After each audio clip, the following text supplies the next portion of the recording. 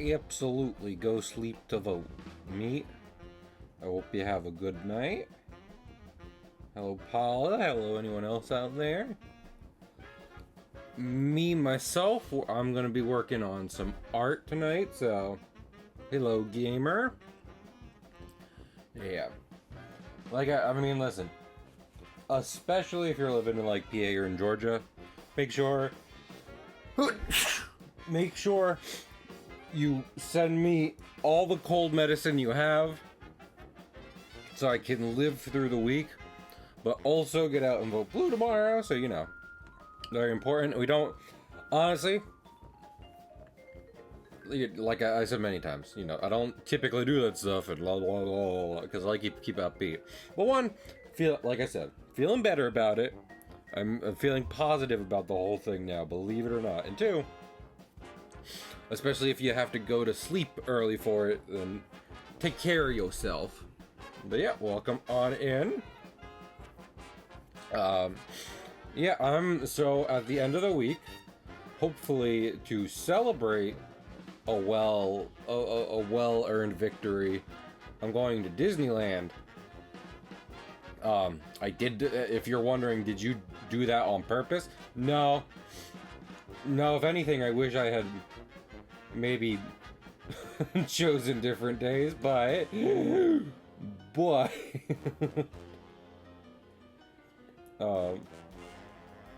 I'm not gonna recommend buying random chemicals. I'm gonna be honest with you. But like I said, I'm going there, and I'm not gonna be doing any art while I'm there. I'm gonna be running around having a good time. So we're gonna work on some cartoons today. If that's all right. Today and tomorrow. If that's all right with y'all. I appreciate seeing folks. But yeah, just some drawing. What was I thinking of?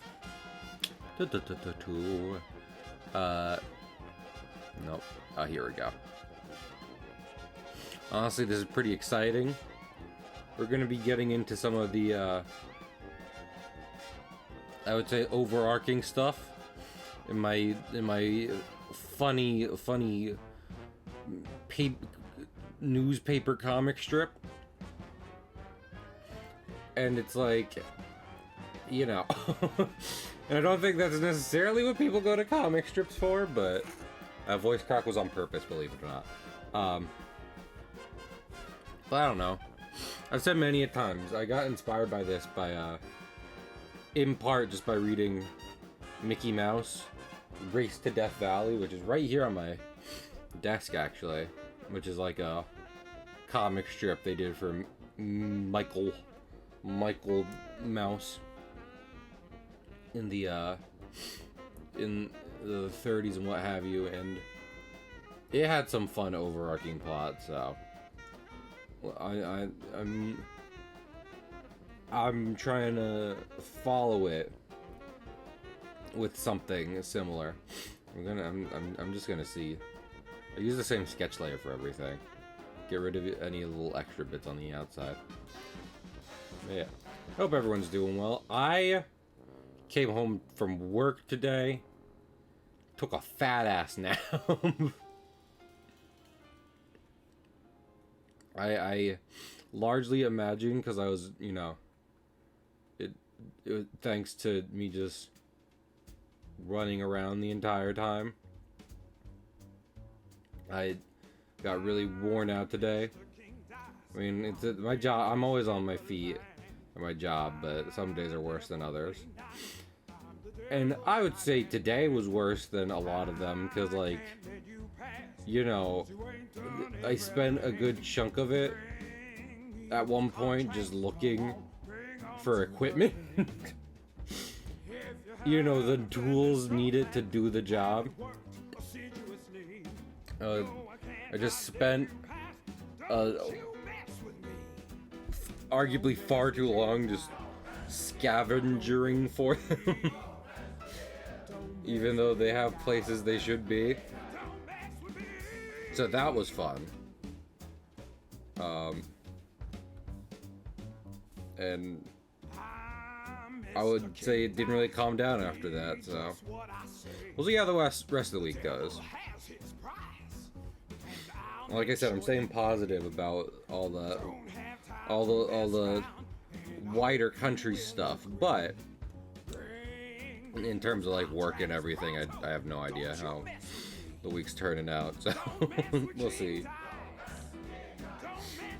I do my best to keep the what was I thinking of, like the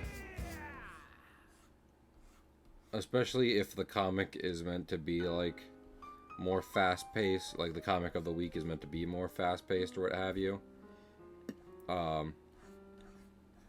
do my best to try and keep like the drawings flowing that way.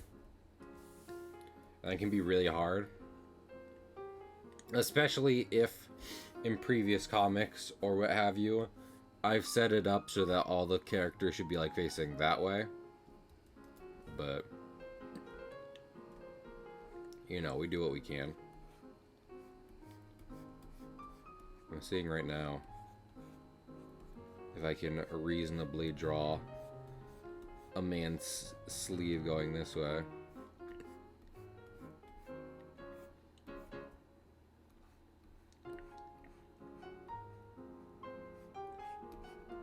Who knows? I don't want to make him too. This is the guy I've taken to calling Lieutenant Larry. Let's see. Can we pull up pull up the file? This guy right here. That guy. Ambassador Lieutenant Larry of the United Trade Islands. He's a real dickhead. I'll talk about it on stream because I didn't bother putting anything like on Blue Sky or in like a friend Discord or anything, because like to a degree I haven't I like the Wallop brothers, you know, and I really like I haven't dropped this to work on like other projects I thought could be big, because I love these characters and I like world building, and genuinely I think keeping at it helps maybe make sure that one day it really takes off and get popular. I really need to get to slicing up the comics I got and putting them on like Instagram and TikTok, places where you can put like multiple images as long as they're the right proportions. But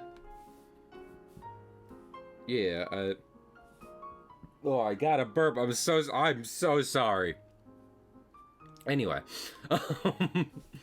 but one thing I was trying to do. Oh, that's not what One thing I was trying to do with at least this first comic was trying to make the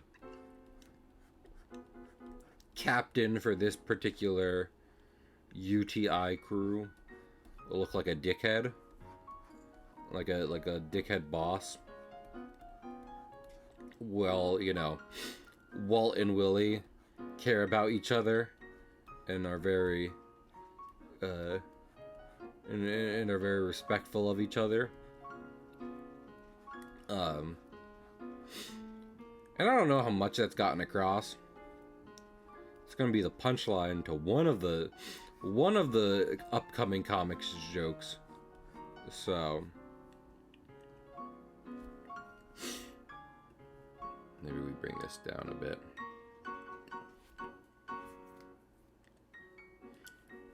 But yeah. I mean, I don't know. Walt and Willie are just like pure fun times for me, both in trying to make their comics and what was I thinking of? And in like the story themselves. So making their first adversary just kind of a shithead boss who's just running his crew ragged. That's fitting to me. That's fitting for you know, first little bit here.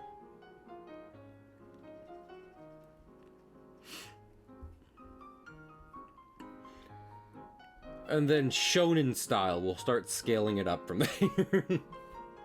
In classic shonen fantasy, once they defeat the lower manager, then they have to take on the regional manager.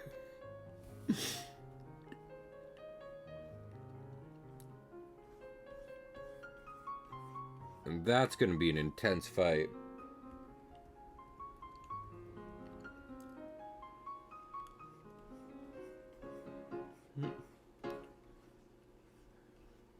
In my shonen, I mean, I'm about to describe this, but fucking honestly, if I wanted to, I could probably flesh out the idea I'm about to say. Move to Japan. And really do my best to enter the manga space and then, you know, go from there. But the idea of a shonen where, like, it is literally someone, not necessarily an employee themselves, but someone who, like, meets with a bunch of, like, workers for, like, some random shitty job. And they're like, we hate our bosses. And then the shonen is just them progressively beating up different levels of bad management. I was like, haha, wouldn't that be funny? But there's been sillier ones. So after I started saying it, I was like, wait a minute. Hey, I'll say this much. If anyone out there is a pretty good artist, feel free, you know? Like, if you get to it before me, I'm not gonna be that upset. Honestly, might already exist, so.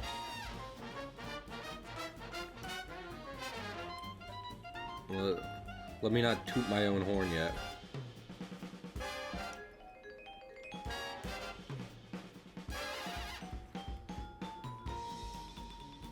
What was I thinking of?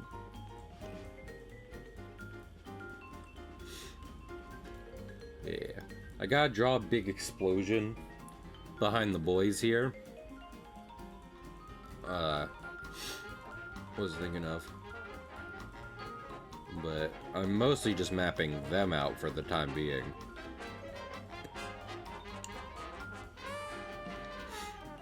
Because, like, you know, the explosion will be like, oh, okay.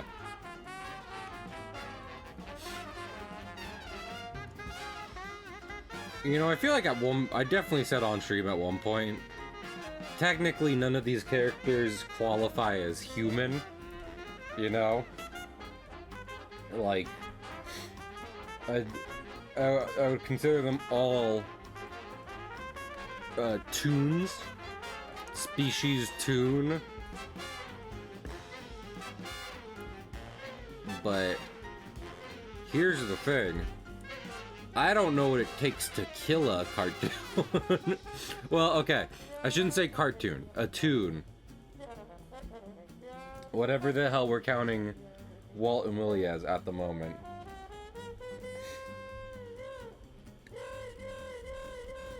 Is this enough to do it? It might be. I'm gonna be honest with you. If I'm being honest, there's a lot of... When I like think about a like world building, yada yada yada yada, there's lots of times where it's like, you know, I ask a question that might be pertinent to the story, or maybe not, depending. And I'm like, oh, what's the answer to that? And I am more than comfortable being like, I don't know. You know what I mean? Sometimes I'm just like, you know what? We're gonna feel this one out. We're feeling this one out. See what happens.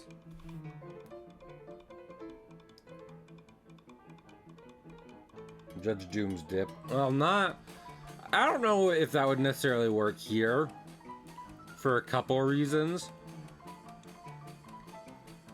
And I mean, I was literally... If I'm being honest, Paula, what I was about to say is that, you know, in a little bit, the answer to what kills Walt and Willie is going to be nothing. Has anyone picked up what I'm putting down with the, with this whole, this thing I'm drawing right here? The fountain they've discovered? I think I do. Some people have actually messaged me saying they've pieced some things together, but I don't know if anyone else at large is A, watching the comic, or B, bothering to be like, yeah, I get it. And I'm not, here's the thing, right? I'm not even trying to be like, are you smart enough? No. It's more so about, like, whether anyone's just actually reading it consistently enough and paying attention to be like, oh, I see.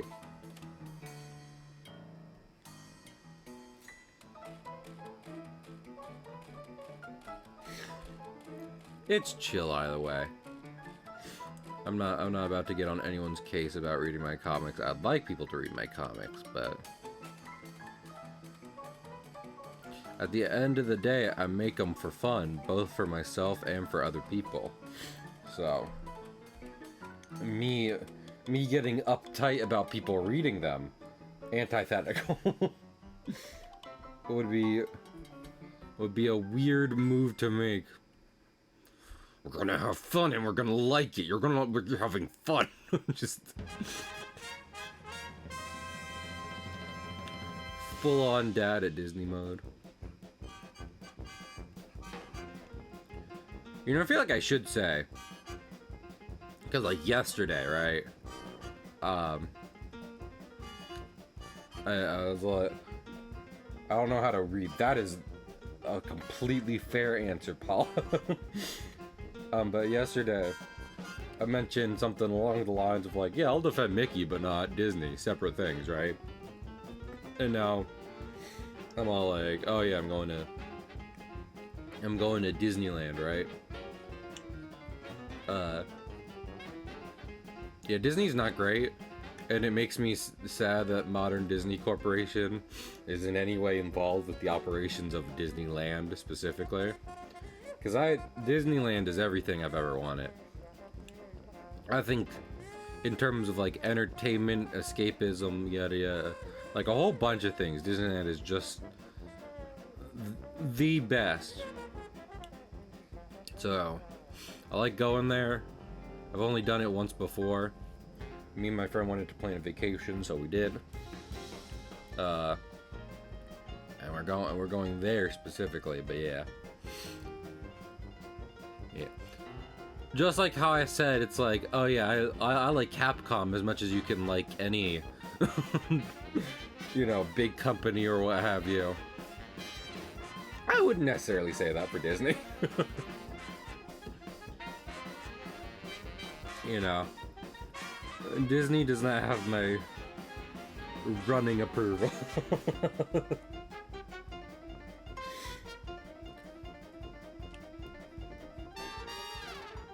I hope I've made that clear over time, but for anyone who needs a reminder, I just enjoy some classic cartoons and the theme park work, right? And even in that category, I don't know if I've said this on stream before, but I think in terms of theme park, they're always just trying to copy what Disneyland did originally. You know what I'm saying? Because, I mean, Disney World wasn't originally supposed to be like, you know, just another Disneyland. It was meant to be a whole bunch of other things. But that being said, I really think the best crack they've taken at a theme park that isn't basically just Disneyland again is Epcot. And like that's pretty good, but I still like Disneyland better. Epcot's great for it's like plenty of its own reasons, but I think in a lot of ways Disneyland beats it for multiple reasons. For reasons I think Disneyland beats any amusement park design and layout. So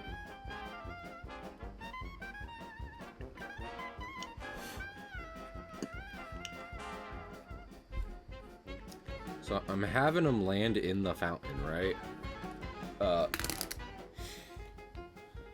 We're gonna see how that works out, because I made the fountain decently complicated. More talk about future comic plans. I remember I took a long while in a Discord call with friends to be like, to draw the original image of the fountain, and like even then it's not a horribly, like, you know, like going back and looking at it, it's all right, but it's not like a Mona Lisa. It's just a black and white line drawing of a fountain in a jungle, right? But you know, I put some details in there, and I was like, yeah, this took a hot minute, and then fucking like I remembered that I plan in the future to make this specific location, like Walt and Willie's port of call going forward, i.e. like the place they're always coming back to and leaving stuff in between stories. I'm like, I'm the dumbest person in the world. I should have drawn a fountain and some rocks around it. I should have drawn the most basic bitch fountain and just left it at that. Oh, but no, it's gotta be a fancy fountain.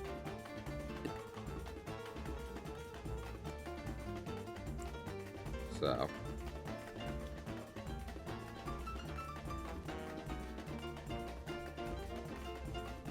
yeah.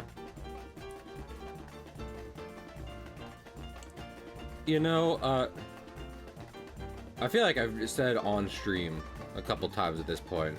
It's like, I feel like some people might see my comic at one point and be like, oh yeah, it's like One Piece, right? And I'm like, kind of, but not nearly as much of it as inspired as, oh my lord, let me reset that sentence. Not nearly as much of it is inspired by One Piece as you might think. And what was I getting at even? Oh, but conversely, you know, I feel like Oda's talked before about having all the, well, not all the, but major like story parts of One Piece figured out before it ever got published, right? And to a degree, he's still following that map he set out for himself, but like, you know, it got more complicated over time, and now it's the biggest manga ever. I feel like, you know, to a degree, I'd love to be able to ask him generally how much stuff is changed and like kind of improved week to week in order to make any singular chapter more interesting. You know what I mean? Because I think one of the most famous examples, minor spoiler alerts for the second saga of One Piece, is that like a minor villain in one arc became a major secondary character because he drew her a certain way and just decided to be like, oh yeah, just kind of put these two ideas together, bam, we're all set, right? That's one of the biggest things. But you know, besides that, I wonder how many times Oda's like, well, I gotta make the chapter for the week exciting, so what do we add or change or do to make it so it's not just me fucking giving people a rundown of my story idea.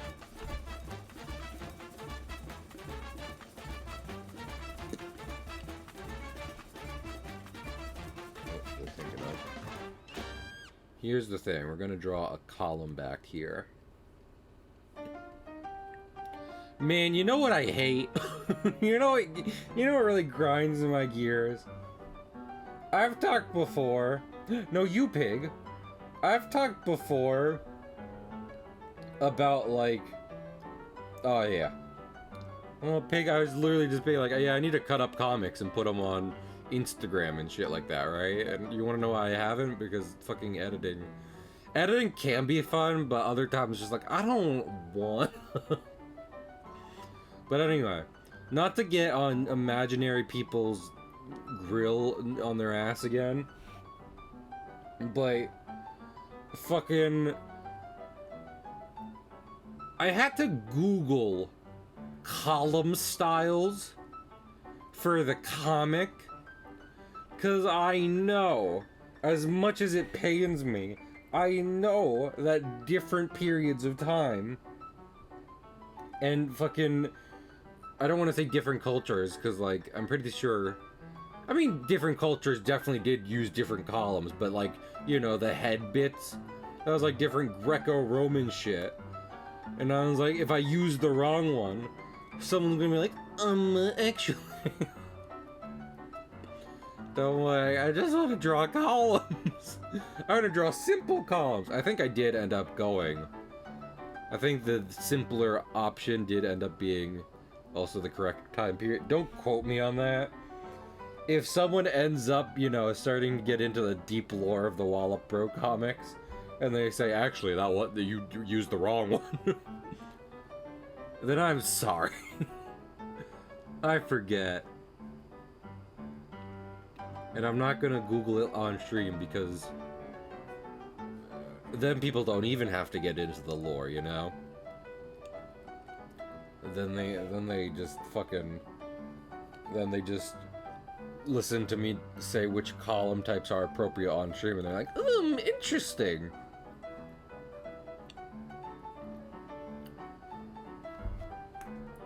I do feel like,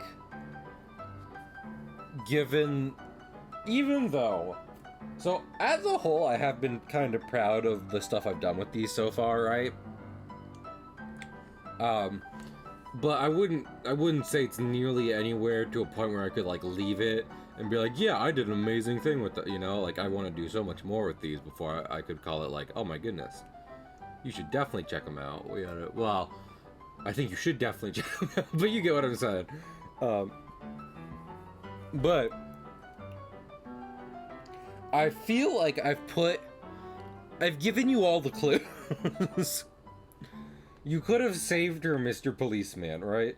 Like, I think I have put enough details in the comic at this point that people could figure out a certain element I've been trying to hint at. Whether or not anyone's done that is, I haven't seen it. There's not a fucking Reddit for these comics. And honestly, that's not something I'm asking for, but you know what I'm saying. No one's messaged me personally. There's not a public place to talk about them. I've seen someone been like, oh yeah, Cahill, this. Oh, do you have that done, Pig? Pig, I know I owe you Xenoblade. Also, Pig, I can do this? Let's talk shop for a minute here, outside of my comic.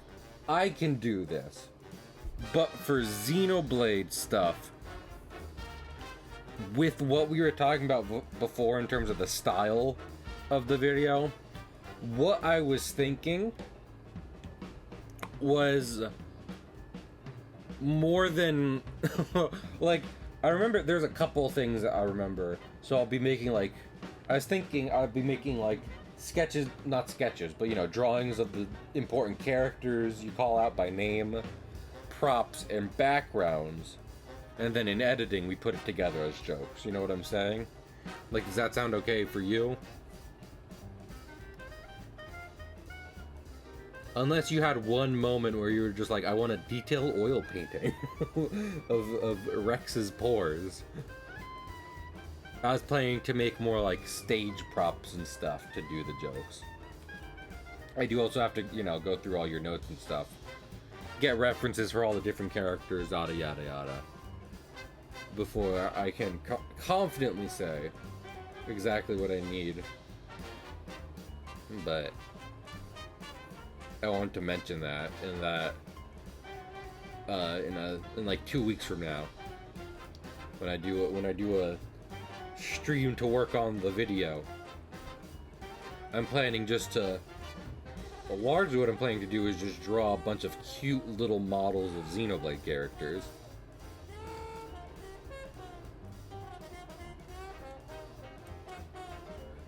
Obviously also, Pig, I don't know if I told you this. Obviously the Xenoblade 1 video starts with, you know, baby Rex. Something I wanted to do is like, for baby Rex, instead of drawing Rex, I was just gonna have his, you know, amiibo figure. And it's smaller than you know, amiibo figure Rex is smaller than all the actually drawn characters, but he does have a diaper edited onto him. And that can be a little visual joke just for that part of the video.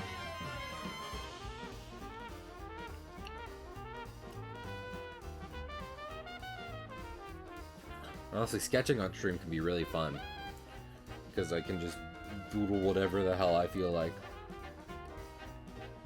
and then I just erase it. I can draw a dick on this guy's face, and it won't make it to the final cut. Lord. I was just thinking of... I was thinking of, like, storyboard shit that gets put in the final product of some... of some cartoons, and it's really funny. The one thing that comes to mind is I think there's a Sophia the First or Doc McStuffins. It's one of the fucking Disney Junior, later Disney Junior shows, right? And I think they're in like a haunted house or what have you. And there's a bunch of suits of armor, because, you know, for whatever reason, suits of armors... Well, not suits of armors have haunted houses. Other way around. Haunted houses love to have suits of armor. And they turn around to look to see all the armor has moved, and they're all doing JoJo poses. Obviously, Doc McStuffins doesn't say, "Oh my gosh, they're JoJo posing on us."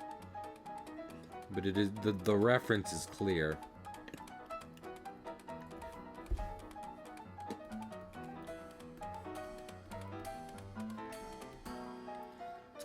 It's clear what the you know, crew was thinking of as they worked on that episode. I wonder. I imagine the quality of the production changes with each show. But seeing as I do, you know, art myself, I wonder what it's like to work on like a production specifically meant for like toddlers, you know? You think everyone's just kind of having fun with it? Do you think on a nice, healthy production, everyone's just like, yeah, make a show for little kids, it's kind of fun. Well, my nephew loves this show. And I get to say, hey, your uncle works on it. I don't have kids myself. I see that as a conflict of interest. If I have kids as I work on the kids show, then those kids can just say what they want to happen on the show. and then I'll try to make it happen. And like, you know, where does the buck stop? It has to stop with me. I can't let the corruption spread any farther. The child television animated production industry. I had to specify animated there because fucking... I think at this point we all know child actors on TV shows and what have you. Bad idea. That's why animation is the superior format. I'm only joking a little bit. You know? It's like fucking... You know an easy way to have kids on your show without needing child actors who might have traumatic experiences or complexes formed while acting on a show? Animate it and have a grown-ass adult voice the child. They made the Pokemon anime for 20 years. And Ash was the same age throughout all of it. You think they could have done that? You think they could have, like, fucking Doctor Who'd that shit? If it was a live-action Pokemon show? No! It had to be animated.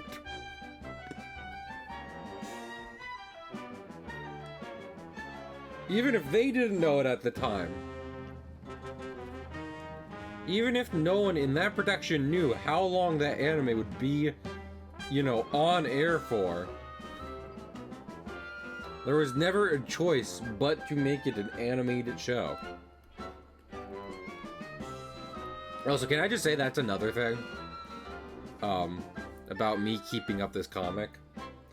I genuinely, to a degree, want to just cut everything in my life and make a trading card game, which wouldn't actually end up being a trading card game, but you know, a card game, and then make content around that, a la your late 90s Pokemon, Yu-Gi-Oh, Digimon.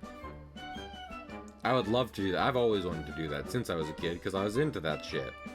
I still am into that shit. And what was I thinking of? And yeah, obviously it takes a lot of time, especially with the amount of stuff you have to make just to set the groundwork for that. But I've decided instead, no, I shall make books and what have you. Granted, I don't necessarily think my comic strips would be inherently more successful than a game startup or what have you. Maybe the contrary, if anything, right? But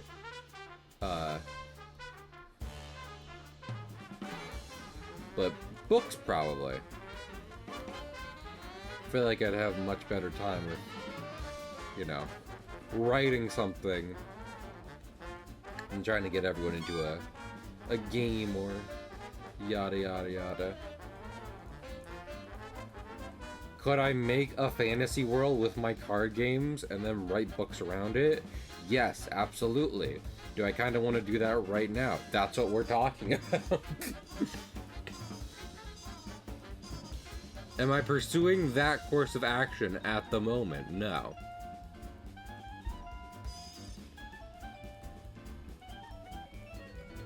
Has watching Yu-Gi-Oh, rewatching Yu-Gi-Oh, and seeing Kaiba make a theme park based on card games given me brainworms? Yes. Because do I want to do exactly that? Also, yes.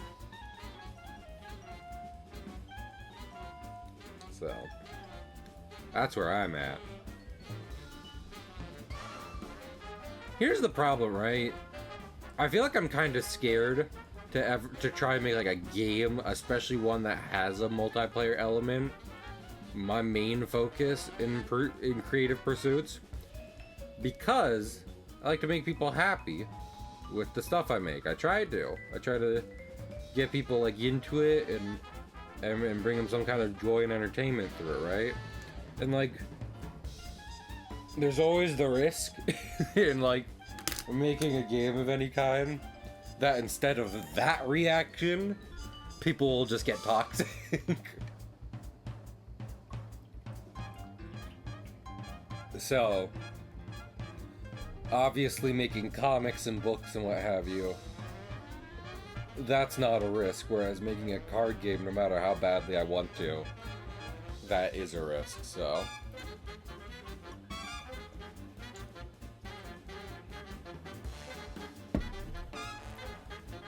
It is what it is. Let me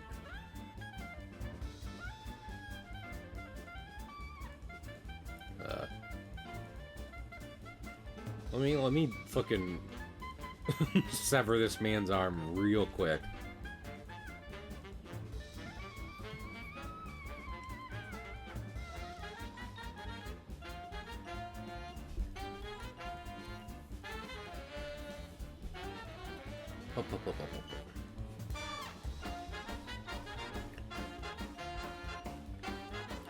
I don't know why, I said sever his arm, and all I could think about was Star Wars.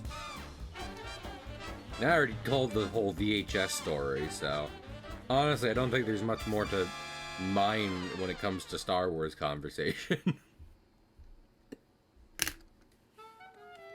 Unless we want to talk about our favorite character, Glup Shitto. Oh! I'm not gonna lie, that did happen to me.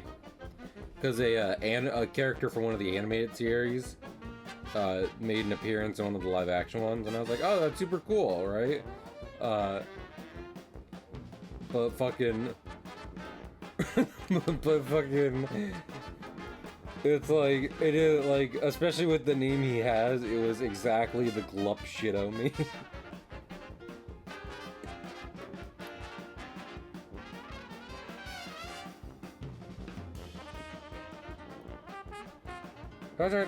What's the oh, I think. So trying to find the original meme.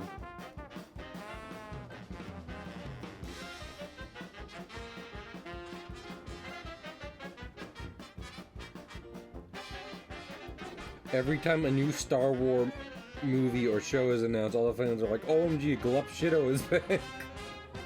That was on Tumblr. That's fun.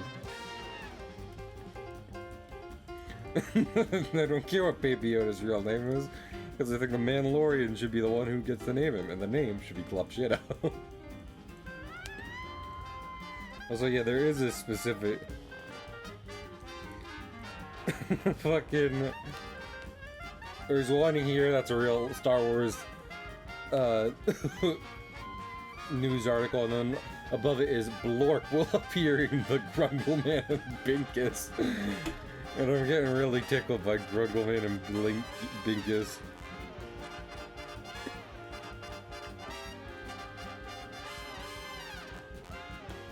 Oh Lord.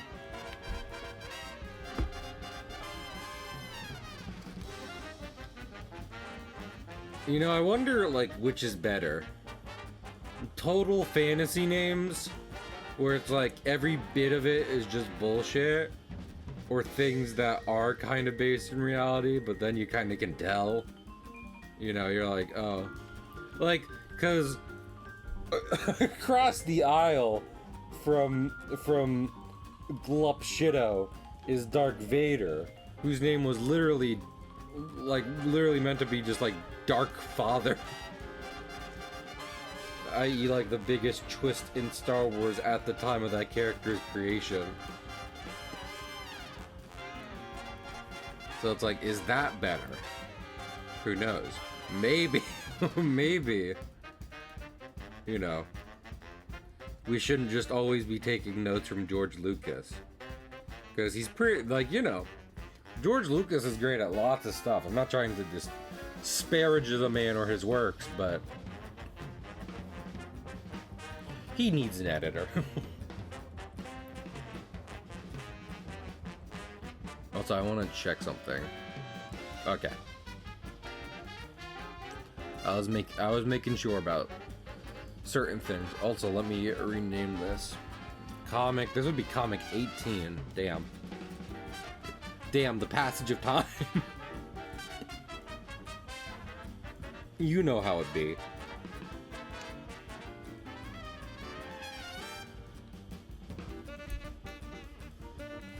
Blorkwood. Honestly, kind of bringing it back to like trading cards and shit like that. Among other reasons, that's been my problem with like newer Pokemon. You know? Not to be old man yells at cloud, but listen, hear me out for a moment. I feel like part of my problem is like, let's say we stop at Gen 5, all right? You know what? I'll go further than that. Let's say we stop at Gen 7, okay? How many Pokemon were there at that point? It was getting close to 1,000, right? And like back in the day, back in my day, when I would see as a child, when I would see a parody of Pokemon on like a show, maybe I don't want to say adult oriented because it makes it sound like it's a fucking porn or something like that, but you know, fucking just like any show made by people who clearly do not know or care about Pokemon. They're like they would make parody Pokemon and they would give them names, but it would be like fucking like it would be like Fern Pup or something like that. It would be something where like the pun and what have you was way too obvious. And like granted, over the years, even in the older generation, I love how I completely turned my train of thought. But don't worry, I'll get back to what I was saying originally. I just need to like structure this. It's something I could use a lot of help with most of the time.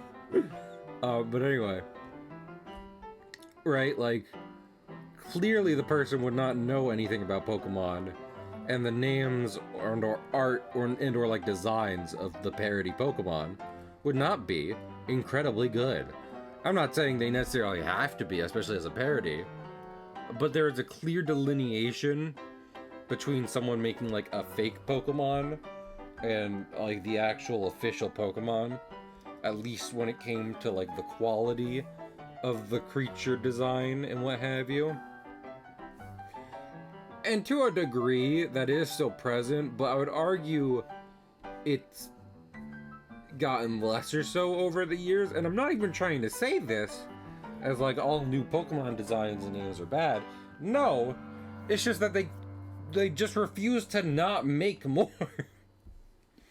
At no point, like literally basically at no point, and I've definitely talked about this before, has Game Freak said, okay, you know what? Let's stop for a minute, and maybe instead of constantly having to just reinvent the wheel, we work with what we've made here and make something off of that doesn't necessarily have a new 150 Pokemon, but rather uses old Pokemon and game structure in an interesting way. They haven't done that, so like, if anything, it's impressive how long they've been able to make. That's why I was saying, like, go up to Gen 7 or what have you. It's impressive how long they've held out, just always having to make new original Pokemon. And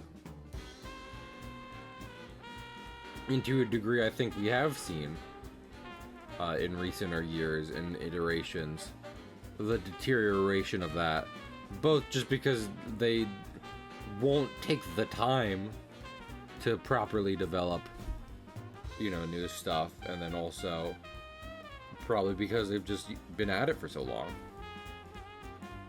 And in my opinion, Pokemon doesn't need to be a kind of world where where like the only reason to revisit it is because they've added something new. Fucking people do randomizers and Nuzlocks for a lot of reasons. And one of the reasons is because it's Pokemon. But all of a sudden it's like a new campaign. You know what I mean? Pokemon doesn't have like a new game plus. And fucking if it did, people would probably do like people would do like Dark Souls level playthroughs of Pokemon. Which is like, yeah, I'm on New Game Plus 7 of Ruby and Sapphire. I don't think Pokemon's ever stopped to look at or consider that. And I feel like the franchise would benefit from it. But you know, folks don't listen to me. I don't get paid the big bucks like Mr. Pokemon's upstairs. I had a dream that I met the guy who designed all the Pokemon, and his name was Vladimir Pokemon Designer. So I asked him how he came up with the name for Jigglypuff, and he removed his cigarette from his mouth, and he looked at me and said, "Are you some kind of jokester? Is Puff, is Jiggly." Then he crushed my skull. Speaking of other good Tumblr posts. What are you? Some kind of jokester? Is Puff, is Jiggly.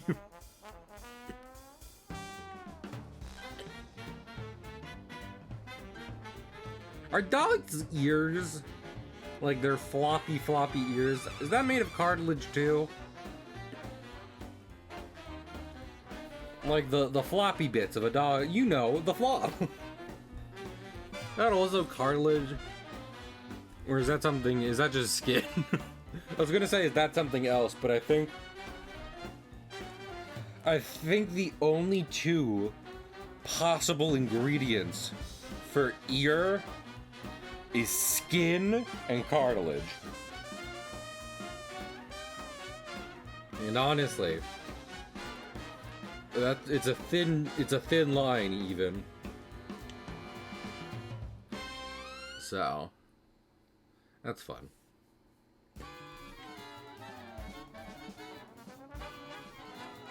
I think I talked about this on stream, but I remember seeing a video about a shark fossil, which is not common, because farts? Well, that was the Freudian slip of the century, and no one was here to witness it.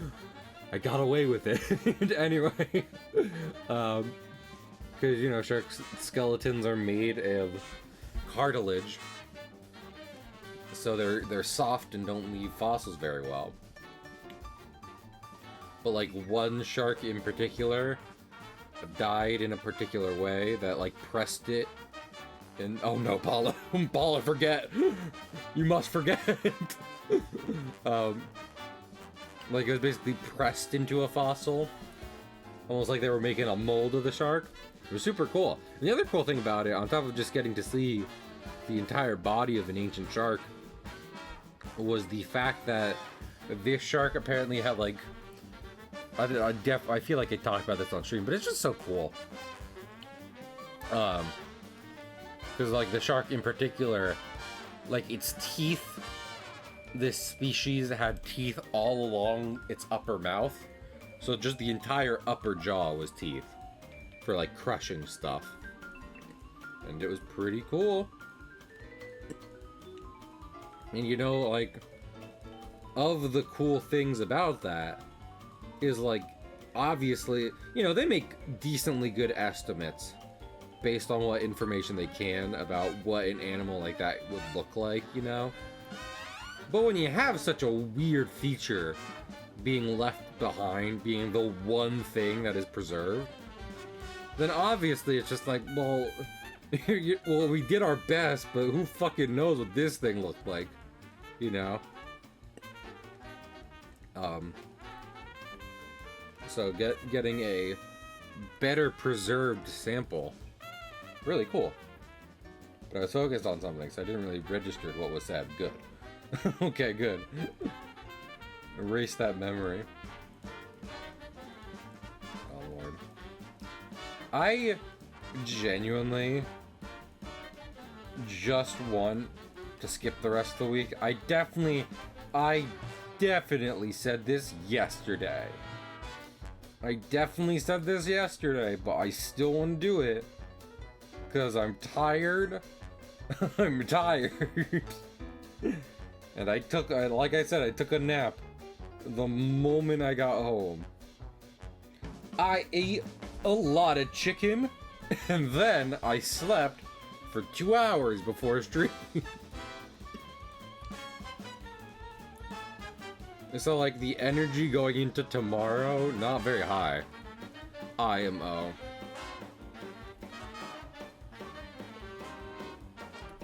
Frankly,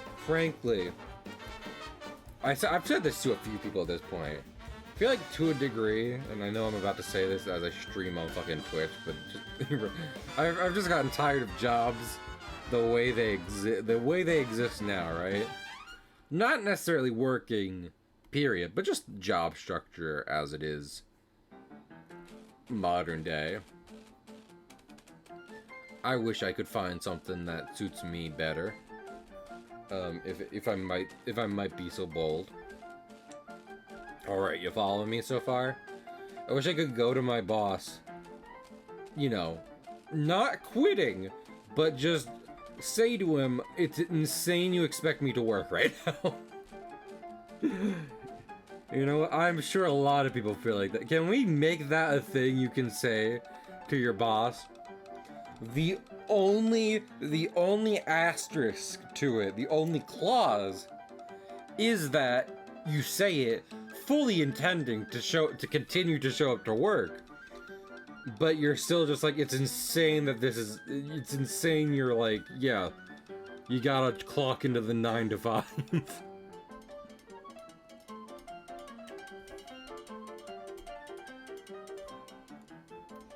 All I'm saying is I want to be able to say that to my boss, so so we can set like the vibe, you know? I'm just like, hey, listen, I appreciate the job, I appreciate getting paid, yada yada yada, but also it is insanity that you think now's a good time to be clocking in. Can't when your boss is willing to put up boundaries for you? Are you saying does it count when your boss is like, oh hey, take the day off, absolutely, or you know, also hi Riku. Like a boss who isn't just like, yeah, come to work all the time forever. Because then I would say no, it doesn't count. Because what I'm saying is you look at someone who's always expecting you to work, and you say, it's insane you're like this. As opposed to a boss who is setting healthy boundaries and is like, oh, you know, if you didn't need like a mental health day or what have you, 100% take that. Those are different things, I have to say. So hi Riku. But yeah, I don't know. I've thought about it a lot recently. I feel like I've talked about a little bit of it on stream.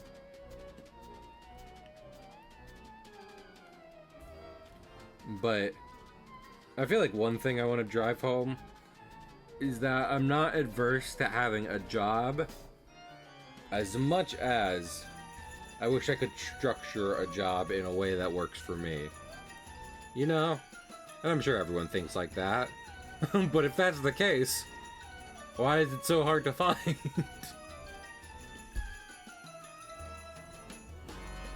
Wait a minute, if we're all feeling that way. I don't feel good, or like leave early when I want to go to an event or doctor appointment. You know, that's just a good boss. Oh my goodness, Void! Void! Speaking of a good boss, Void is an excellent boss. How do I know that? Shut up!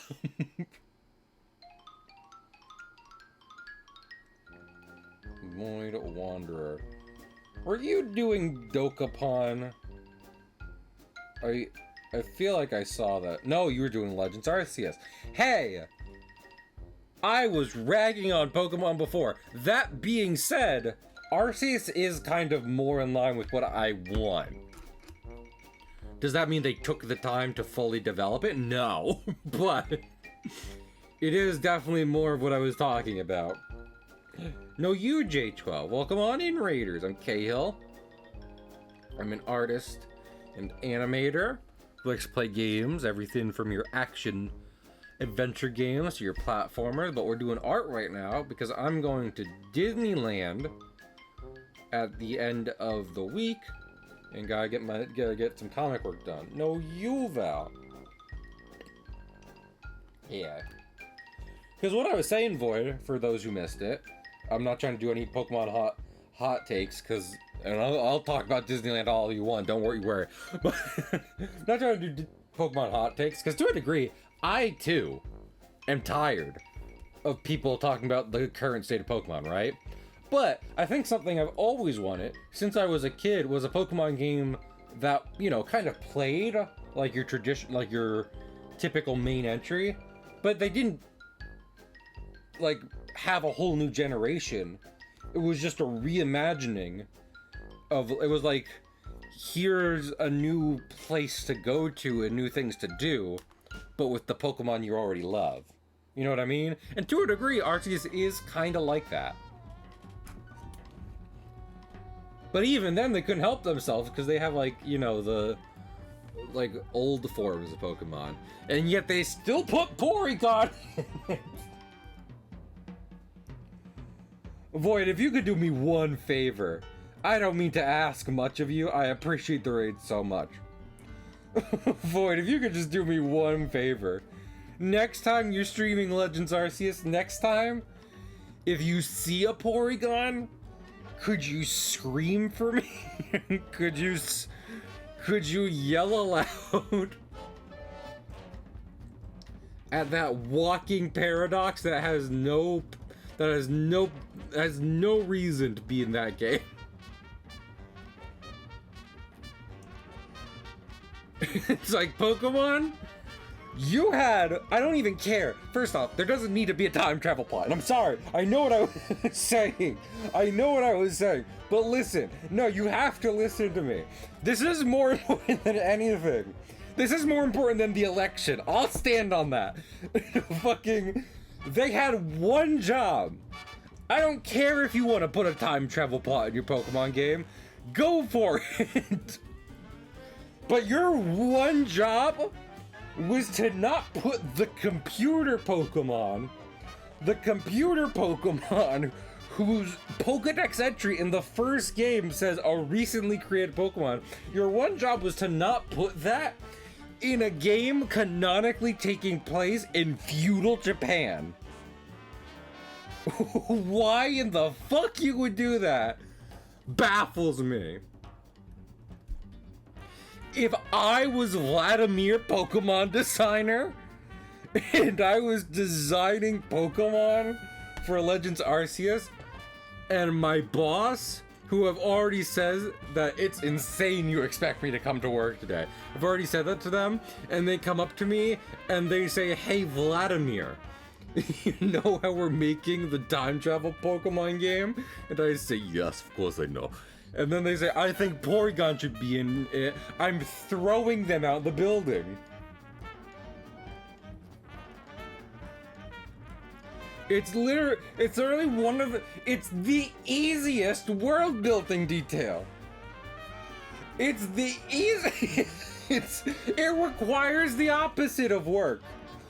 Put any other Pokemon there. I'm sorry. I'm so sorry. I don't care. No, you don't get it. Cause it's insane. Why would you do that? Is Puff, is Jiggly, are you jokester? Fucking. No, it doesn't matter. I don't like that they justified its existence in Legends Arceus. I want it to not be there. That should be the easiest thing in the world to ask. Put any other Pokemon. I don't even know what the Pokedex for Arceus is, but I know not all Pokemon are in it, because that stopped in like Generation 7. Fucking... It is 3 Pokemon maximum. All you had to do was find another 3 Pokemon.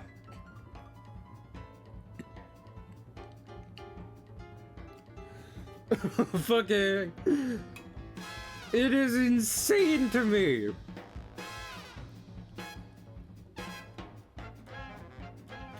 You have a limited Pokedex.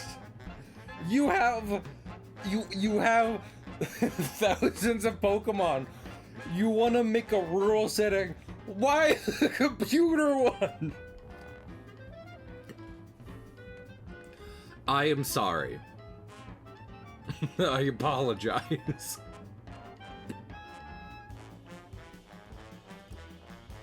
But, you know, it drives me up the wall. when I learned Porygon, then why is Rotom there as well? Rotom is at least a ghost type. It possesses electronics. That's one thing. That's one thing. But you can listen. It's made out of electricity. Void. I hate to tell you this. I really do. And you might want to sit down for this. Electricity was around before computers. That's stupider. Void, you maniac. What do you mean you can buy a feudal washing machine? That can't be true. There's no way that's true. That can't... I fucking... No, shut up. I have to look at this up. You buy a modern washing machine. I'm gonna look up Legends Arceus. I'm gonna look up Legends Arceus washing machine. And if I get a result, I'm going... Oh, that autofill. Mechanical tub. Oh, there's a microwave. Mechanical items what price? Oh lord.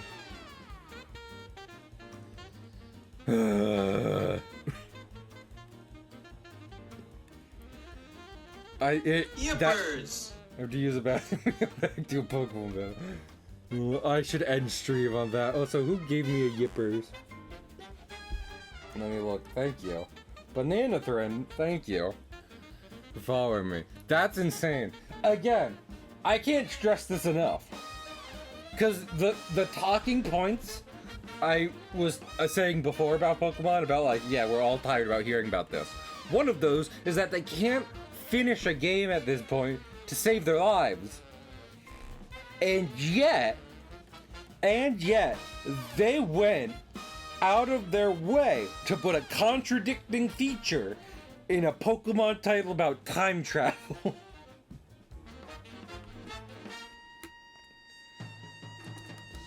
Fucking people in chat trying to bait me with like, well, Porygon Z was in the Sinnoh Dex. I don't care!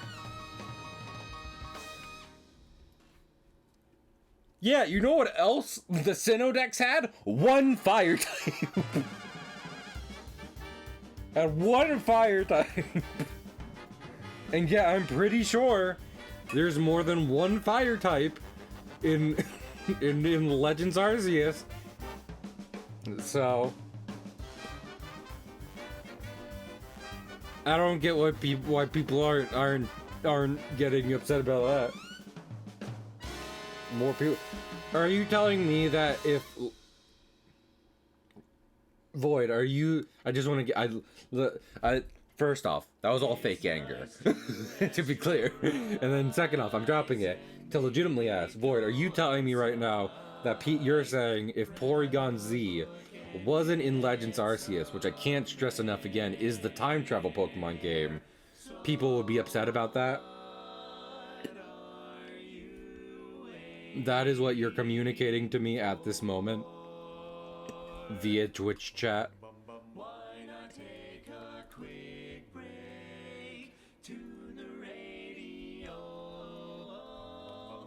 I like to get my ducks in a row.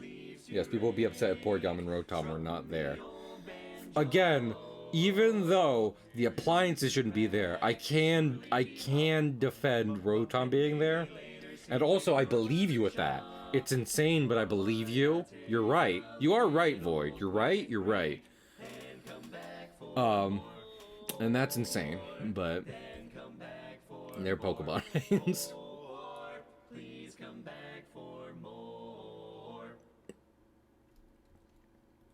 Fucking modern day Pokemon fans are to some degree the Sonic fans of 2010. And I say that as both a Sonic fan and a Pokemon fan. To be clear, there's a Venn diagram here, and I'm in the middle. Okay? I'm the only person I'm making fun of is myself. But, you know, after like Sonic 06 and all that stuff happened, fucking Sonic fans were in a rough place. And to a degree, we've broken out of that in a lot of ways. But Pokemon has slid into not an identical, but a similar position. It's not one-to-one. I want to be so clear. But there's a parallel. There's a parallel going on here. A parallel which could almost be illustrated by the fact that Sonic is getting theatrical releases, but I don't know when the last Pokemon movie was. And Pokemon movies were one of the reasons I got into art, so I've broken out of that because better stop. Yeah. So Bev, I don't know how many of y'all have seen my streams before, but I've gotten on this kick of talking about like the actual generations in Pokemon. To me, there are only 2 generations of Pokemon, which is 1 through 4, that's generation 1, and then 5 to modern day, that is generation 2. Because I think 1 through 4 was them like perfecting the Pokemon formula. The games were samey, but they had new iterations each time, and by the time you get to like Sinnoh, Soul Silver, all that kind of stuff, you kind of have the most solid. I mean, people argue those are the best games. It is the most formed Pokemon. I can't. I'm literally making a grabbing motions with my hand. The most formed Pokemon, right? As realized as possible. And then after that, they did the soft reboot with Gen 5, and then they went into 3D. And at that point, I think, you know, they're kind of throwing spaghetti at the wall. And I don't agree with them for that, because I fucking love Alola. Alola's great IMO. But I had fun with Gen 8, even though I have my problems with it. But what was I thinking of? But yeah, so in my opinion, 2 generations of Pokemon was one of the first. I've heard people say that. I think I heard you say that before. I think we've had this conversation. But, as Pokemon will illustrate, time is a flat circle. Oh my lord, that just made me remember. Do you realize, I disagree, 1 through 5, the 2D games were the first era Pokemon. 6 through 8 are the second era. See, I do put 5 in kind of a gray area. That's interesting. I would almost say that 8 starts the current era, with 6 and 7 being early 3D. We're getting very granular here, but I see what you're saying, Void. I have, for a lot of reasons, put 5 past my generational gap. Both because 5 serves as a soft reboot, where you can't catch any old Pokemon in the base game originally.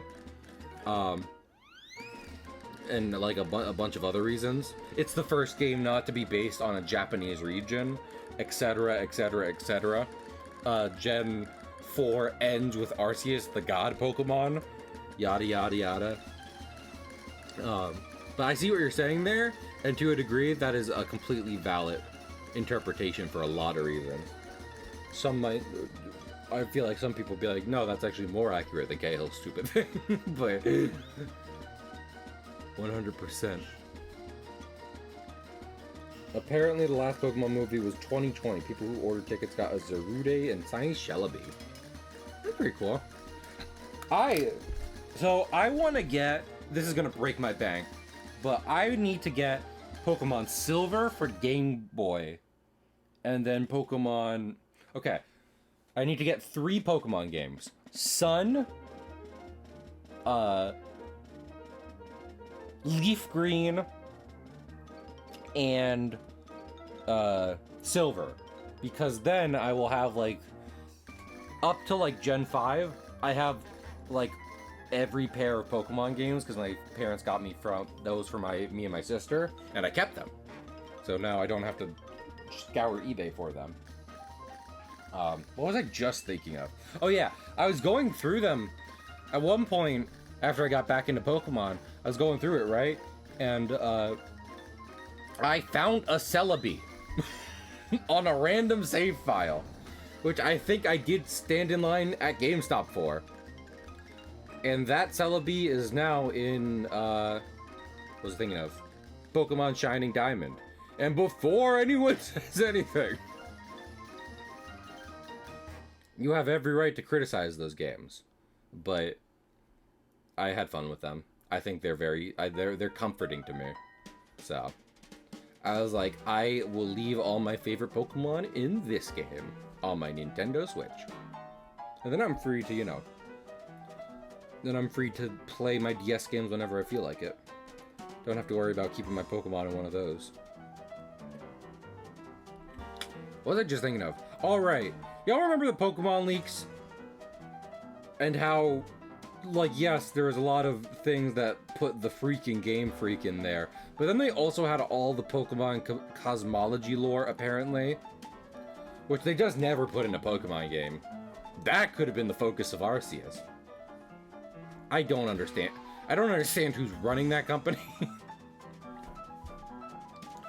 Oh, this is fun. I've just realized something. I've been using the wrong color for this entire process. And you might say, Cahill, what the hell do you mean a wrong color? I use an off black for the comic. And I've been and so far I've been using black. Oops. Was it not great? I saw a marginal amount of fun. I had as much fun as I had with Pokemon Diamond and Pearl. And that's good enough for me. You know, I played it on stream. I had a really good time with Let's Go. And the fact that that's not what, like, the rest of the... At least in terms of, like, layout, art direction, etc. The fact that's not what the rest of, like, the Switch games have looked like. Kind of disappointing, not going to lie.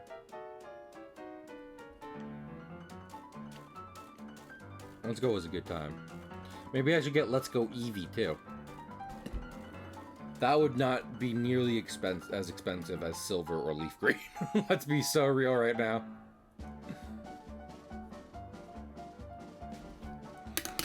If I were to get just a copy of Leaf Green and Silver, $200. No question. Like nothing else. It's just the cartridges. Not even guaranteed to have a working save battery. $200.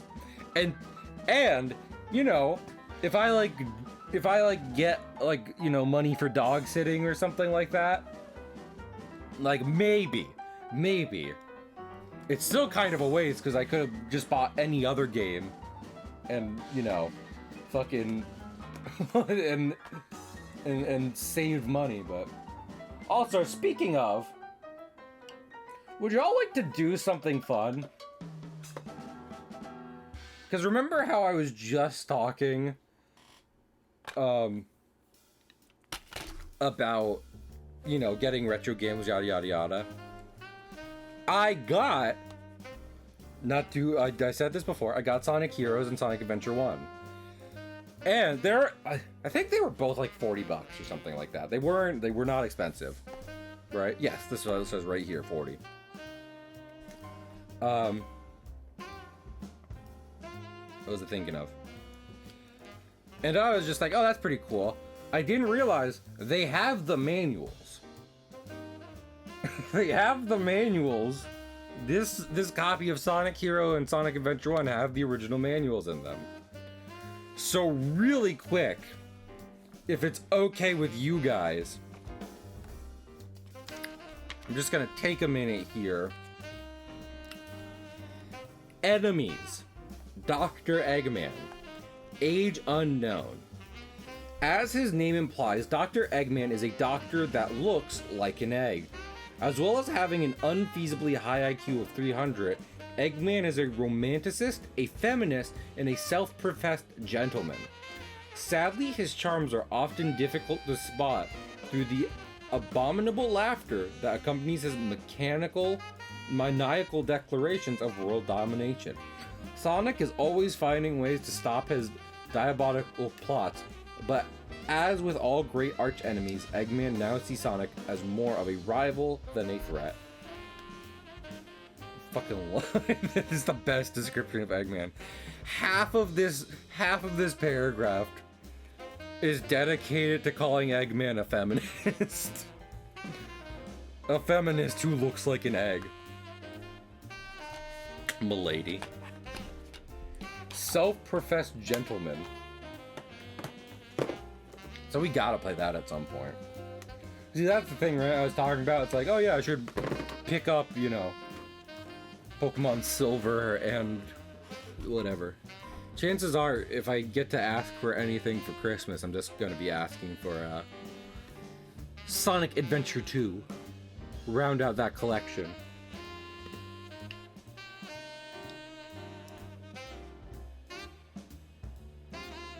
I have had one of my friends be like, Sonic Heroes is like my favorite Sonic game. And they're like, it's not a good game, but it's my favorite.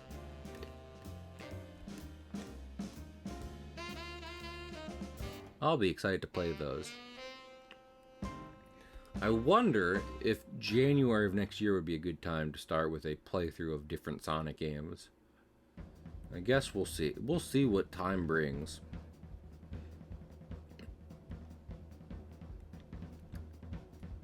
I did that without even thinking about me being like, yeah, I'm a Sonic fan and what was I thinking of? And a Pokemon fan, but yeah. Here's the thing about Sonic, something I've always liked since I was a kid, and something I have long since been like, this is classic Sonic. This is like,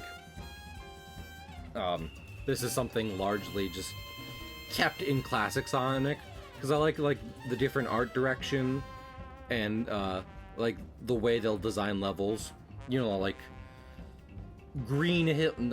I know Green Hill, but like tropical islands and amusement parks, all built with like loop-de-loops and giant race courses in the middle. Like, that's a super cool visual. And like I said, I feel like it's mostly relegated to classic at this point, with like the little Sonic running around in a wacky level. But I still like it. Yeah, speaking of kind of mid games I liked Sonic Superstars. Was it the best 2D Sonic game? No, that is still Mania. But anyway, I thought it was pretty good. Was it worth $60? Also no. But again, I liked it. Kinda wanna go back and play it. It had some neat bits in there.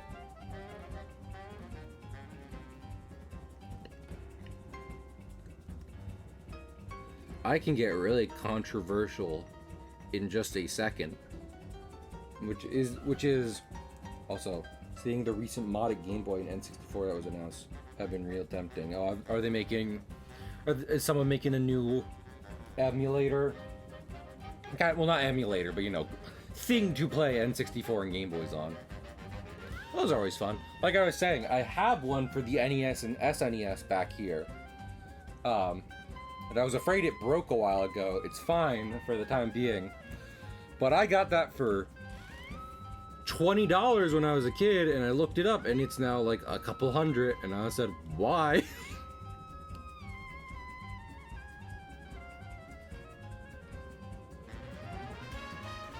Guys, I think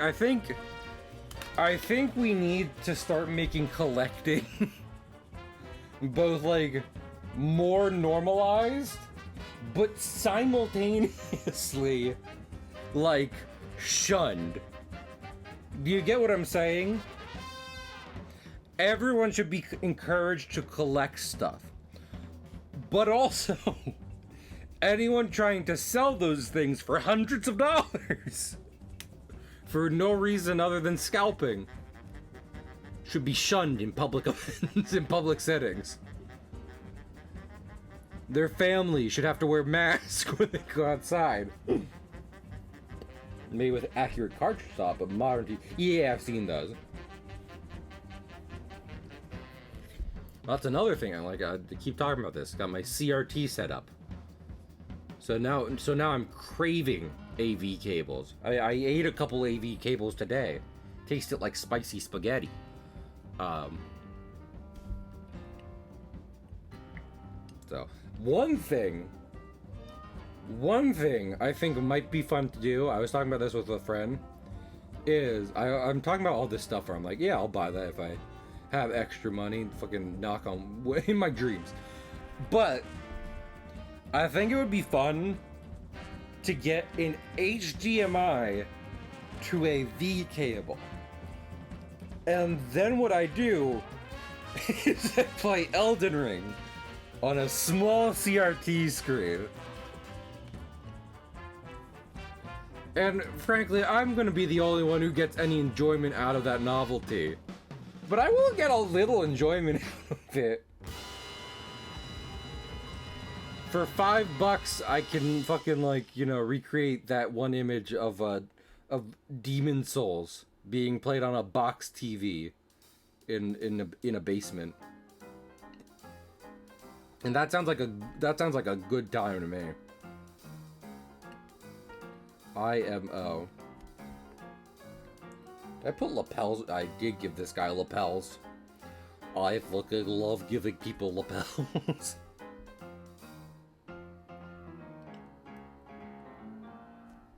Yeah. I like old technology. I like preserving old media. Huh, maybe that's just me. You know, that's just who I am. I'm quirky. I'm not like the other girls. I'll eat you.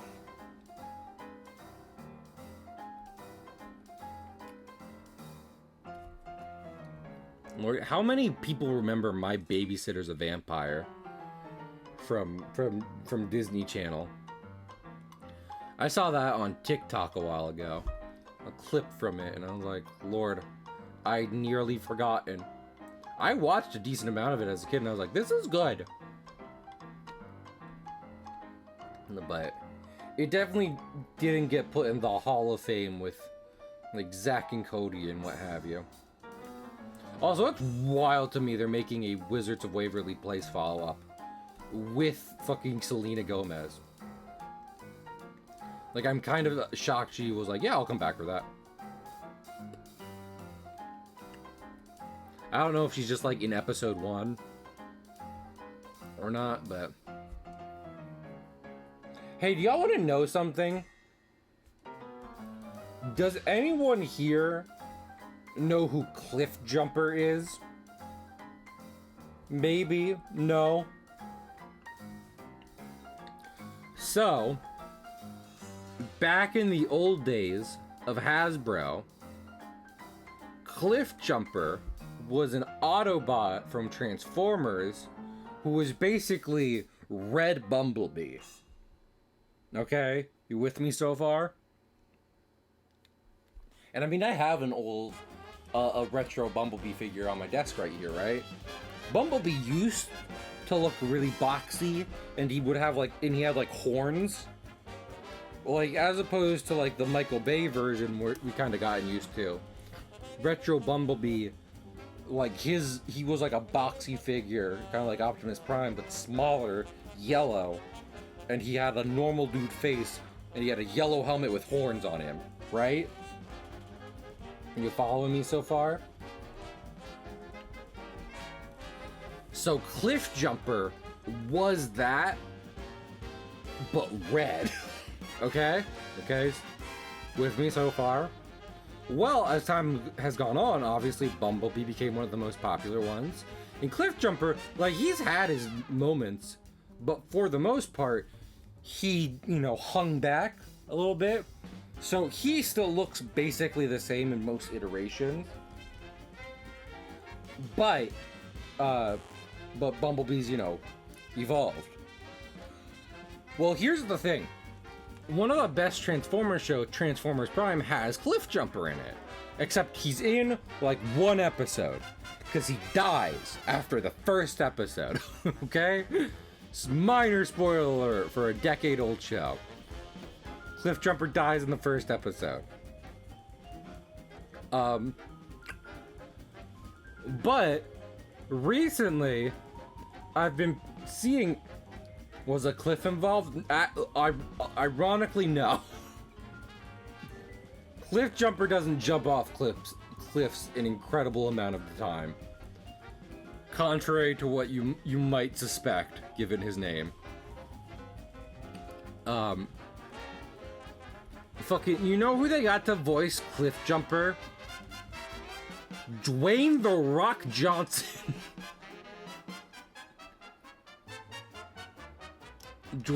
Of his few, film appearances, Cliff Jumper was voiced by Dwayne Johnson. And that's also probably why he was in one episode. They said, we have the budget for one Dwayne Johnson. And we will be using that. We will be leaving no crumbs on the table today. Use up all that good budget for a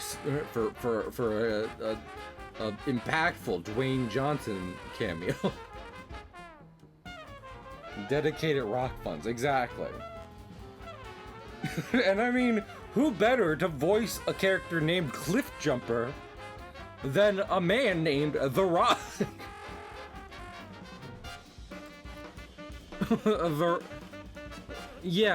Cliffs typically have rocks in them.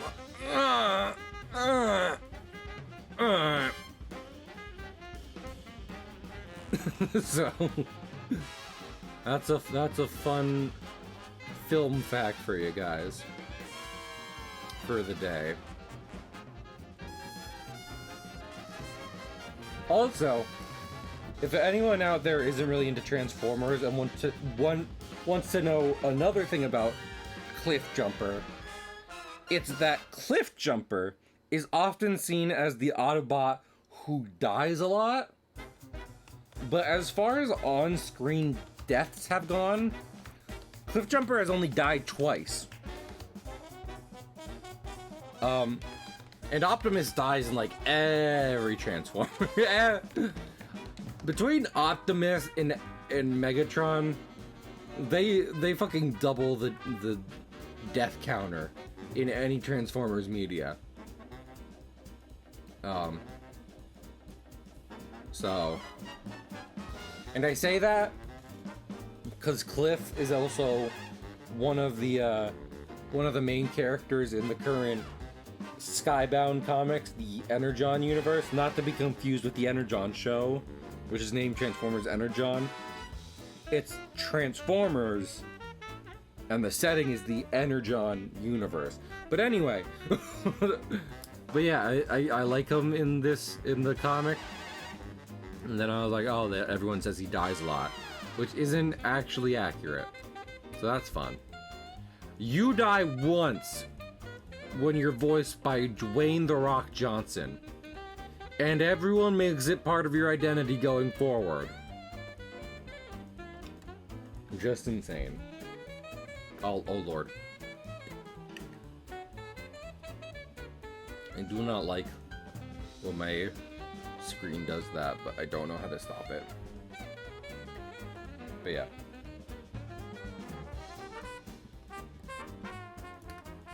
Yeah, honestly, another reason I like...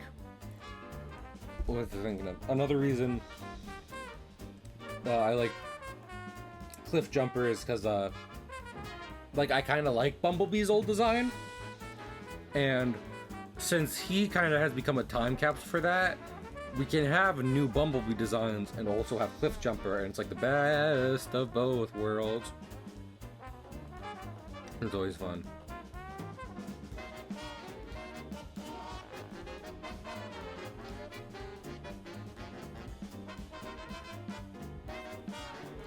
Lord, this is why I tend not to get too much done on art streams, because I end up, because I text someone off camera and I yell about Porygon for so much. I stand by what I've said. Lord, can I just say, again, like, I like to keep things lighthearted around here. But one more election thing. It really has set in that I can't run for public office. Because, like, I was just about to be like, are you going to take... So we're going to give you a chance to apologize about your Porygon comments. No. Fucking... I say that as a joke, but I have no doubt if I ran for, like, mayor of New Jersey... someone would dig up the Porygon clips and it'd be all over and no one would vote for me.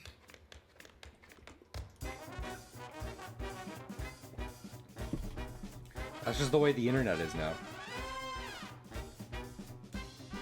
That's the way the world works. That's the way the world works. I hope you learned your lesson. You didn't, it hurt. That's how it works. Well, look who's inside again. Went out and found a new reason to hide again. Well, buddy, you found it.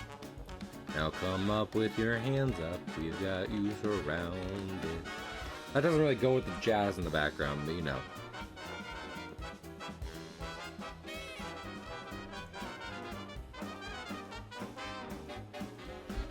Oh lord, that...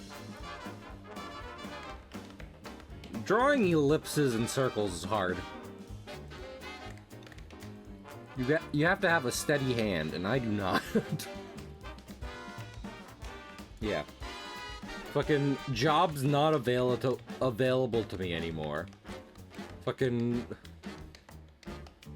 politician and brain surgeon. I said I've definitely talked on stream at this point. I broke my left arm very badly as a child. I mean, that was my dominant arm for the few years that I had it.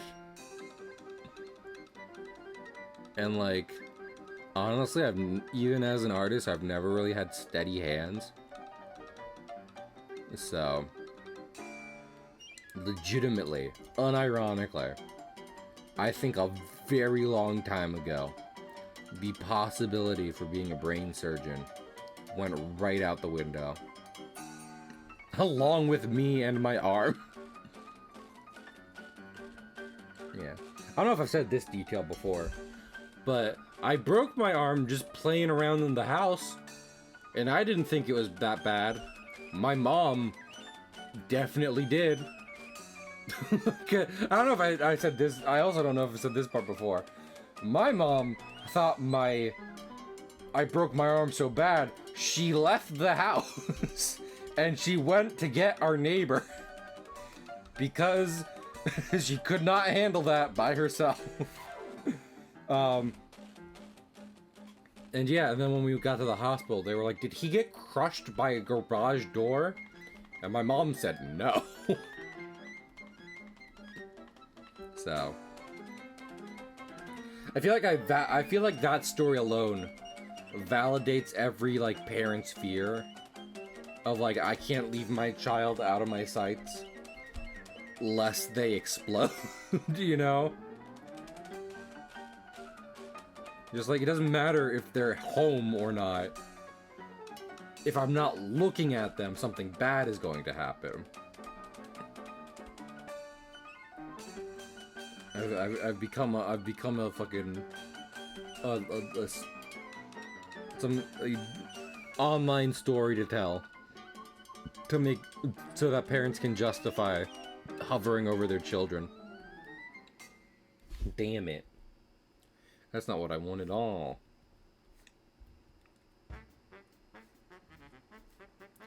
Is it? Question. I don't know this.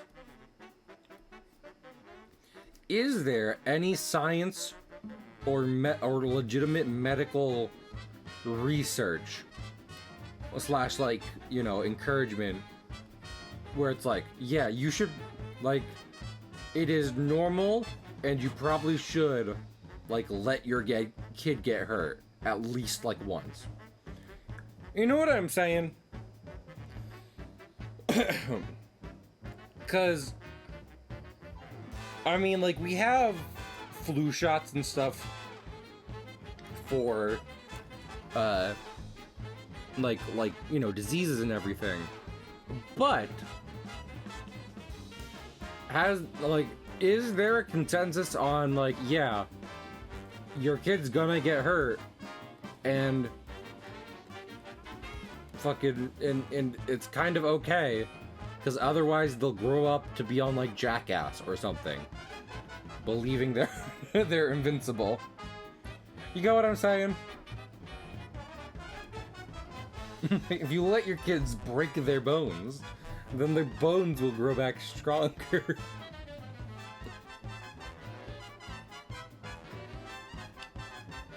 That's probably not accurate. But yeah, I don't know. I will say it's probably not encouraged to let your kids get hurt, but I imagine, you know, it's something every parent, speaking as a not a parent, something every parent should prepare for. Just on the basis that, you know, legit, like, just on a like realistic level, it would not be the only way I can imagine a parent stopping their kid from getting hurt ever is to make them a bubble boy. And that's less healthy. Getting hurt but realizing it's funny and they can get over the pain. Getting hurt too much. That is interesting. But yeah. I guess like everything in life, it's all about, you know, a balance, if you will. I don't know what the right amount of time for a child to get hurt is, but, you know, you can't be afraid to live life. They made a whole SpongeBob episode about that.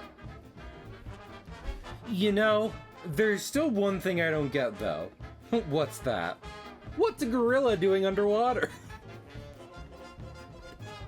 Classic. Truly a classic.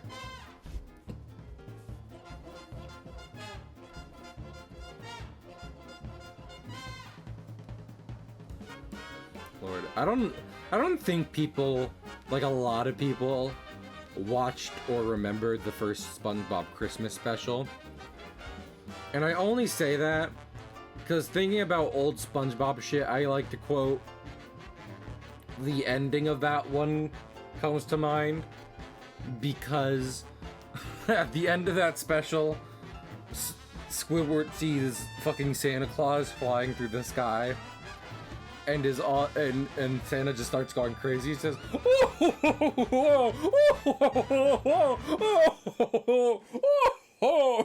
like he goes fucking nuts.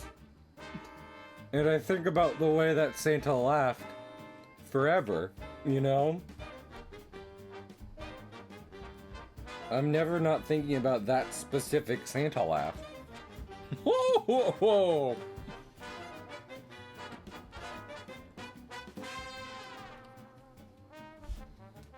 It's very fun.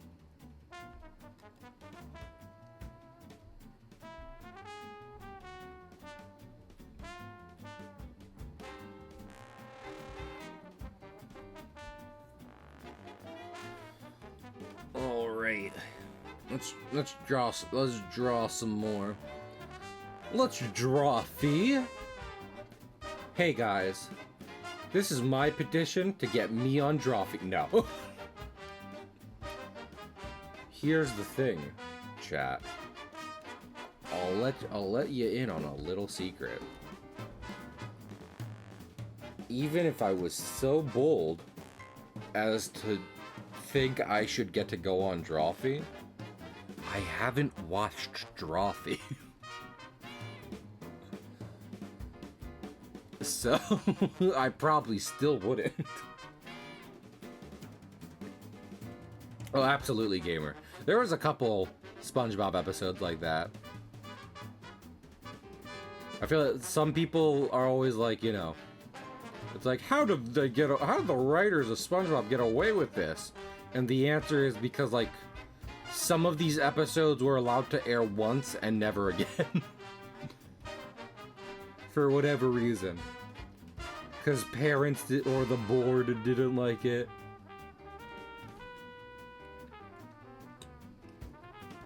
So they let some kids watch it, and then it just got pulled from circulation. That'll happen.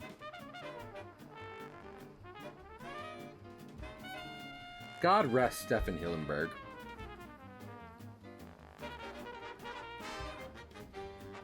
I respect the shit out of that man. Heck, usually when I'm looking at someone who has done creative stuff, I like it when they have more than like one project. I mean, fuck, he might have. But SpongeBob was kind of enough in a lot of ways. So, or they wrote what they wanted for Christmas on a note in a bottle and launched it to the surface. That is exactly the one I'm talking about, Beba. Because Sandy teaches deep sea creatures what Christmas is. Well, I mean, she teaches SpongeBob. And then SpongeBob fucking telephones it to the rest of Bikini Bottom. And then they all get into it, except for Squidward. And then when Christmas doesn't happen in Bikini Bottom, Squidward panics because he recognizes that SpongeBob was just trying to make it a good holiday time. And then he makes Christmas happen. So. And then, at the end, he sees Santa, who is fucking losing it in his sleigh.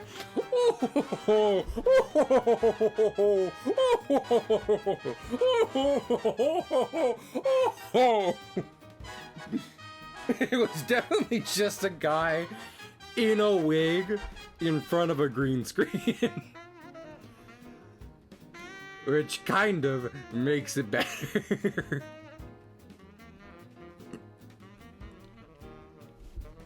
Just imagining them rolling for 20 minutes as this guy has to do an insane Santa laugh is absolutely amazing.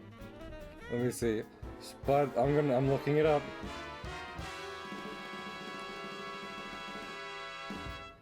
Santa laugh. Yep. The video I have found is called Crazy Santa, and it is the clip I'm talking about, and it was posted 13 years ago. Damn. Is that 2000? That's 2011 at this point. Give me a second. Here's what we'll do. I'll tell you what we'll do, chat. close that real quick. Okay, ready? Let's see.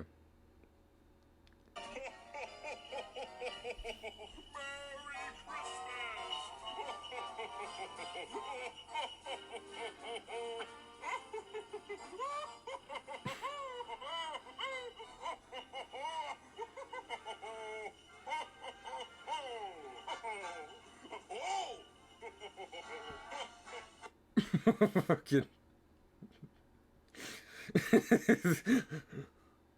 The video makes me happy. I don't know what to tell you. I ended up playing that a little quieter because there was music in it. The music was louder than I wanted.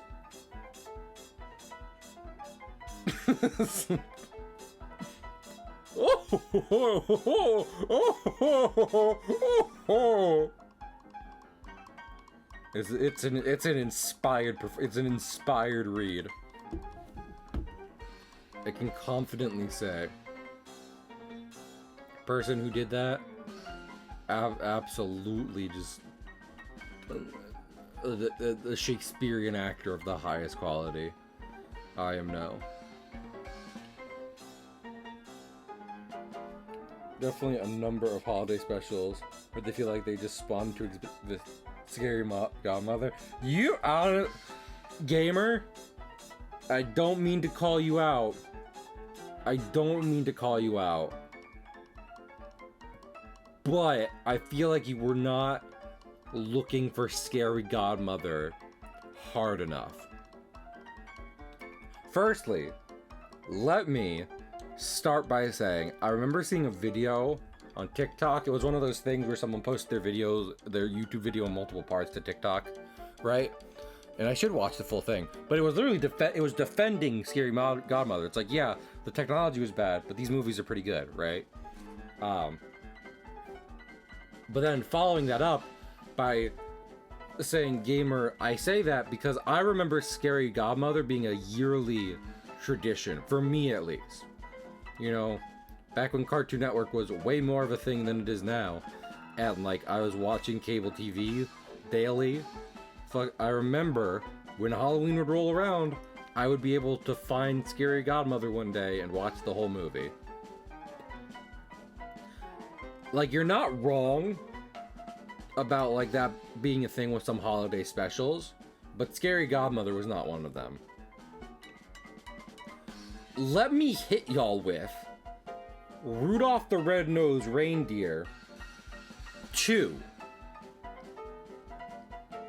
which is a Franken Bass movie I saw, which is a direct follow-up to Rudolph the Red-Nosed Reindeer, the movie we all know.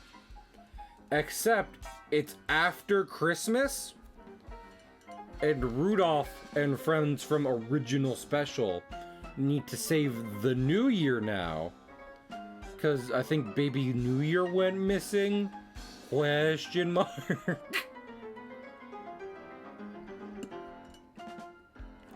If I'm not mistaken, that's what happens. If I'm not mistaken, the plot of that movie, which I saw literally once, was that Rudolph gets done with his hero's journey from the first movie and has a successful Christmas delivering presents with Santa. He gets back to the North Pole. Him, Santa, Timothy, they're busting it down. They are celebrating hardcore, right? Someone bursts in through the workshop doors and says, Baby New Year is missing. We're all doomed. And then the rest of the movie follows. And again, I think I saw that one exactly one time.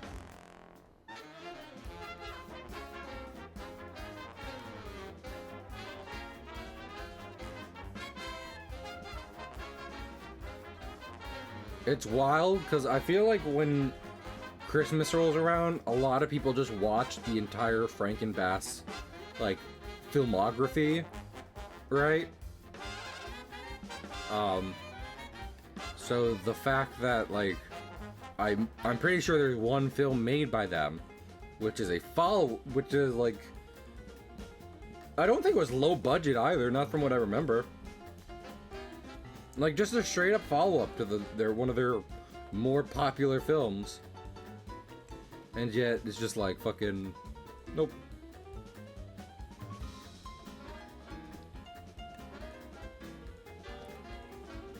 Man, you know what I need to watch?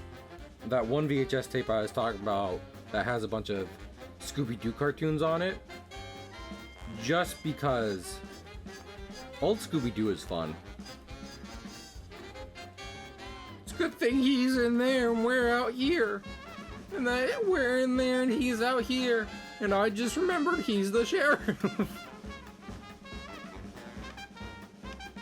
That caveman really was the sheriff, though.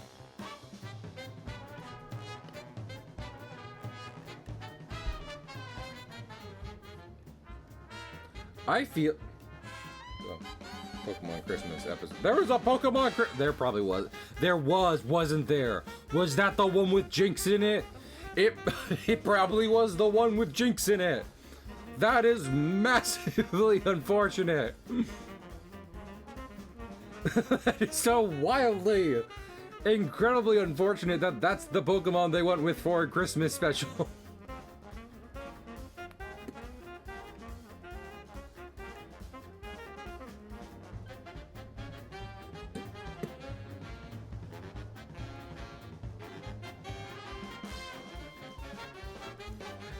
Y'all want to know a fun thing about the world building for my comics?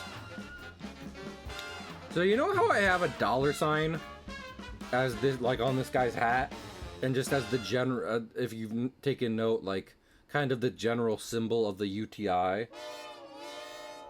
Well, fun fact, it's not just like a $sign for the sake of being a $sign. If you look on the world map, which is on my blue sky, and I think maybe in the Discord, but if you look on the world map for the comic, you can see that at the center of the archipelago to the west, that's the United Trade Islands where the current story arc is taking place. And in the middle there's a series of islands that resembles a $sign. It was formed by two volcanoes, which is the two little dots in the center, like, you know, like right here and here. So TLDR, what was I thinking of? The reason that they have this $sign both as the symbol for their currency and their just entire organization is because setting up a business in the middle of this massive chain of islands was, you know, was the smartest thing to do, and it is set on islands that resemble this symbol. So, fun world building fact. All right. So not quite done the first panel, but pretty dang close. I mean, this is most of it. Let's raid someone. Thanks so much for everyone for stopping by. I appreciate it. If you have any raid suggestions, let me know. Absolutely. We'll be back tomorrow to work on a bit more of the comic. So that way, hopefully, fingers crossed, maybe we'll be getting it out on the weekend, even while I'm away. You know, vacationing. I have a lot to do in between now and then. I'm probably gonna go get my car looked at tomorrow, which is always fun, and then I have stream, and I'm doing wash and yada yada, packing up. Deja's the person I'm going with, so I gotta pick them up, and then we're leaving for the airport early. So whole lots to do. But I had a fun time streaming. At the end of the day, streaming's helping me get through the week. So, oh my goodness. Basically no one I am following is streaming right now. I don't want to just, like, not raid anyone. If y'all have anyone you're going to watch after the stream is over, well, let me know. because otherwise, well, might be shit out of luck.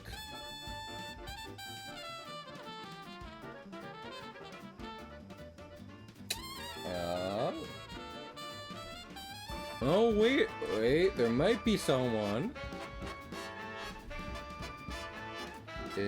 Up. Nope, I don't think they're streaming anymore. Nope, they are not streaming anymore. Everyone's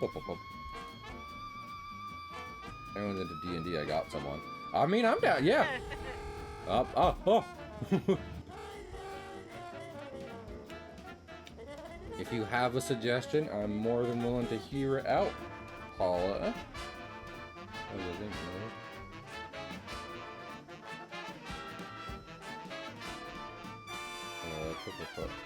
I'm looking at different Discords and everything, seeing if maybe there's any idea. Oodla RPG. That's a wild name. I'm into it. Oodla.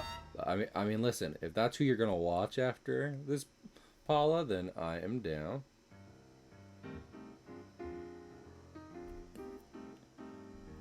So.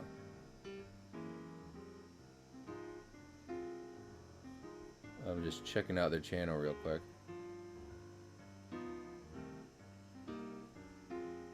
Up. Being Twitch trouble.